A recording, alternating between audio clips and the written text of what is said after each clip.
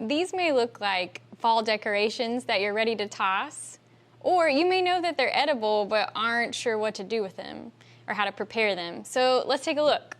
So we have butternut squash, one of the most common winter squash there are. You may have heard of it. And then we have a spaghetti squash, and we have some Seminole pumpkins. And this is just one type of pumpkin. And there's also some other winter squash. You may have heard of acorn squash or delicata squash, all winter squash that can be enjoyed in the cold months. They typically are gonna have a little more starchiness than our summer squash. Summer squash are gonna be mostly water, more tender, thinner skin that you can eat, like zucchini and the yellow squash. These guys are much harder, tougher skin that you can peel or remove in other ways. So let's start with the butternut squash. So you can find winter squash at local farmers markets sometimes. There's some growers around Chatham County that have winter squash available, so check out there. It's an affordable food that can really add not only nutrition to a meal, but a satisfying meal. There's a lot of fiber in these guys, and a cup of butternut squash has more potassium than a banana. So lots of nutrition. Okay, first we want to peel the skin off. It's a thicker skin, so it's not going to peel as easy as like your potatoes, so it'll take a little more effort there, but with a decent peeler, you should be able to get all that skin off. There she is. Now our next step is going to be to trim the edges. So I'm going to take what you hope is a sharp knife. You're really going to need a knife that can break through these hard squash. So another challenge is it rolls around. Anytime you're cutting something that rolls around on you, it is a little bit riskier. So just make sure that you are keeping your hands and fingers and all of that out of the way, and make a point to get a crease, get a little cut into the squash before you bear down through it. Twist it around. And you can rotate the squash to get through. There we go. Now we have a little bit of a sturdy base there, but I'm going to go ahead and cut this guy in half in the middle. So I've made an indentation so I can press the knife through. Using the heel, more of the heel of the knife, the back of the knife, is going to give me a little more leverage. There we go. You can see one side is going to have the seeds inside, so I'm going to cut that part in half. And then go ahead and scoop out the seeds. These seeds are like pumpkin seeds, so you could roast them. If you like roasted pumpkin seeds, these would work just the same. So I'm gonna use a spoon. You can also use an ice cream scoop too. Okay, so we'll clean that out as best we can. All right, so we have these two halves. I'm gonna make slices, pretty wide ones. We're gonna ultimately cut this into chunks. I say chunks instead of cubes because I feel like that gives more room for varying sizes a little bit. We want them similar in size, but they don't have to be exact. So I'll cut those into sort of stick-sized pieces so that I can then make chunks about this size. Some are a little different, and that's okay. And then for our little half moon pieces,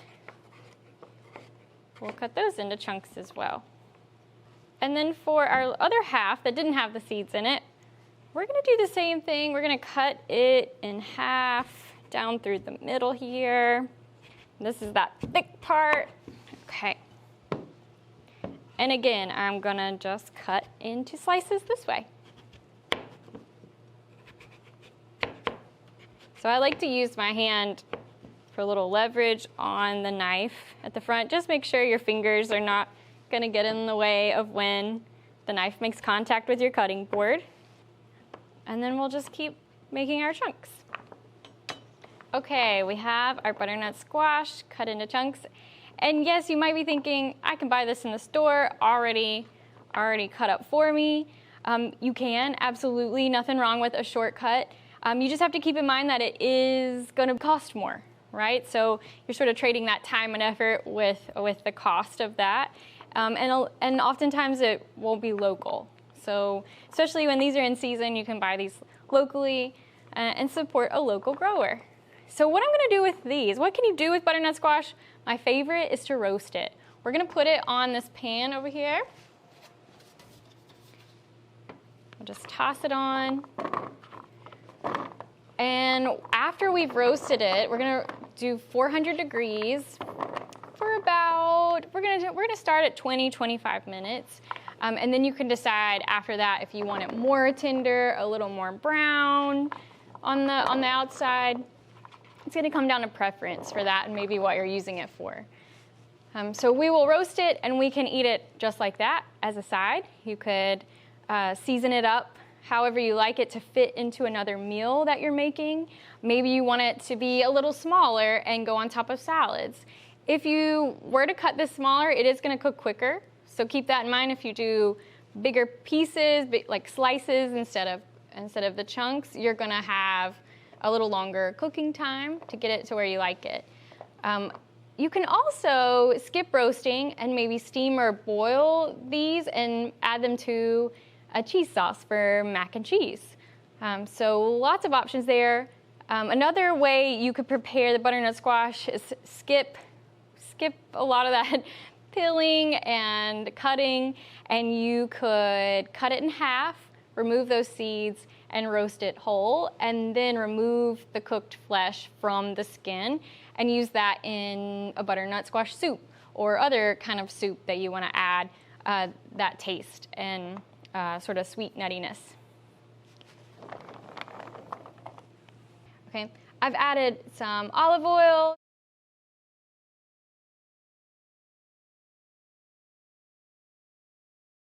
Some salt and pepper. I'm gonna keep the seasoning simple because I'm not quite sure what I want to do with this squash yet.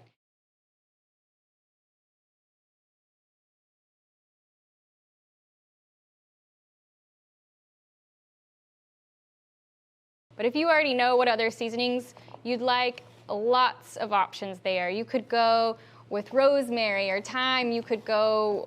You could even try a little chili powder, cumin, if you're gonna go for a southwestern kind of vibe. But I'm going salt and pepper, and maybe it could be used in a couple options or just as part of like a lunchtime bowl.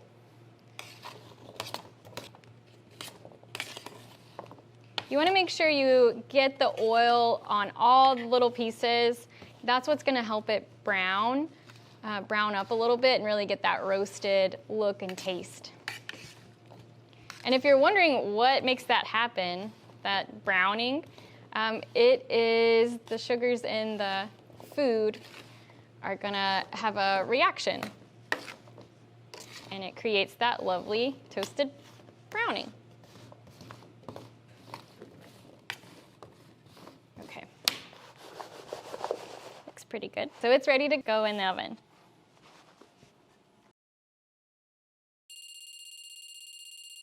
This looks good.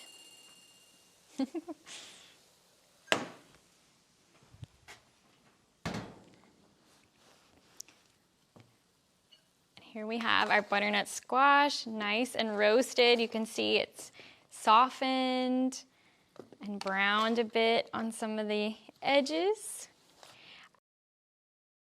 It's tender. I can cut through pieces, but you can also cook it a little longer depending on what you want to use it in. But this is ready to go as a side dish, topped on a grain bowl, a salad. The spaghetti squash, very interesting. When you cook them inside, you get these noodle-like strands of squash. And I will say, it's not an exact substitute for pasta. It's not gonna be starchy like pasta is, but it's a fun a new side dish, a new vegetable that kids may want to try, or just you want to try. It's a mild flavor, so you can add all kinds of different foods to it. Lots of people will have it with like a marinara sauce or a meat sauce, or eat it with meatballs, sort of like spaghetti and meatballs. Or you could add pesto to it and mix it in there. And sometimes simple can be the best, and maybe go with olive oil, salt, pepper, and Parmesan cheese for a little side dish. All right, so we're gonna try to cut into this guy. We are gonna cut into this guy. It just may take a little effort because, again, very hard exterior and likes to move around. So what I'm gonna do, I want to keep it intact as much as I can. I don't want to slice the ends off this time because this is going to be cooked. I'm going to cut it in half, and we're going to cook it that way in the oven. It's going to roast that way. So first thing I want to do is, with my knife, I'm going to puncture the middle, and I'm keeping that blade away from my body and hands, and I'm going to work my way down into the squash.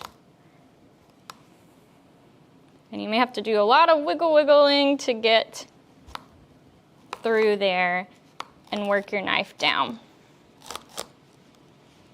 And I say move the squash to where you need to, as long as the knife's not going to be in an unsafe spot. Okay. All right, so I'm going to work it down until I can get to the table. And then I don't really want to work it that way, so I'm going to bring the knife out slowly like that. And I'm going to flip it over. I've made a cut through here, so I'm going to work with that and go in that line and just sort of open it up on this side. Rotate the squash and go through this direction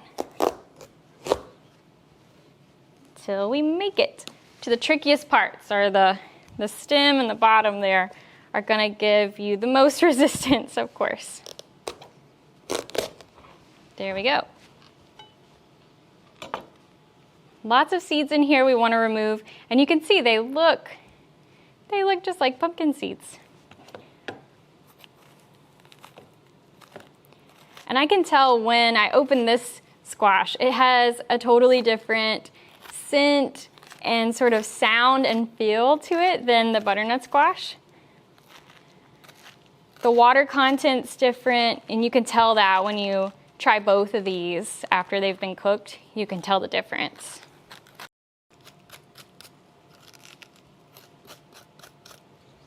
Okay, we have our halves all emptied out from the seeds, and now I'm gonna roast these on the same temperature as the butternut squash, so 400 degrees is a good place to work. And for these guys, I'm going to put a little oil, using some olive oil to coat the inside. You don't need a whole lot, just enough to give it a little coating. And I will say, if you're not looking for a strenuous workout to cut into these squash, you can poke holes in a spaghetti squash, poke around the whole squash, and put it in the microwave for a couple minutes. Start with 2 minutes, and sometimes that can soften it just enough to help you break through that more easily. And the same goes for butternut squash or acorn squash. Acorn squash is an awesome squash to cut in half and remove the seeds and then create a stuffing of sorts.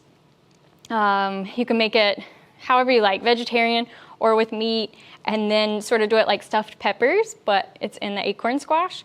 But those can be really hard to cut in half, and so that's another squash that you can microwave for a little bit, as long as you poke holes in it, because you don't want that thing exploding in your microwave. All right, and then for this one, I'm doing just a little dusting of salt. These are gonna go face down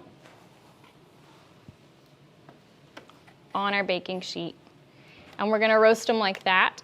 I would say go with 30 minutes for one this size. and then check it out. Think about pasta and how you can cook it al dente to have a little more firmness in it, or you can make it softer by boiling it a little longer. It works like this with the squash, so you could have it a little more firm, like slightly crunchiness left into the strands, or go a little longer for a softer. The longer you go, it can become mushy though, and then sort of stick together. So keep that in mind. But it's ready for the oven.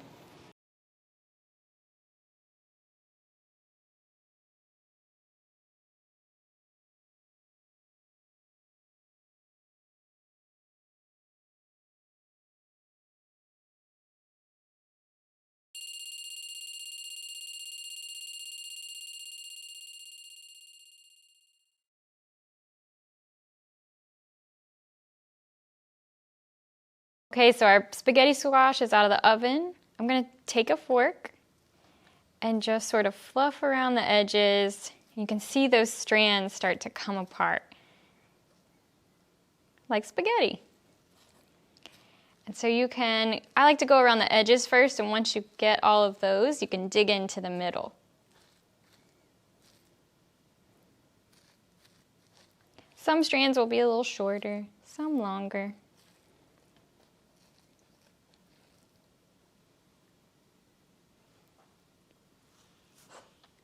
So I would toss this into a bowl, mix it with whatever, if you're using a sauce or pesto or just some olive oil and Parmesan, garlic maybe.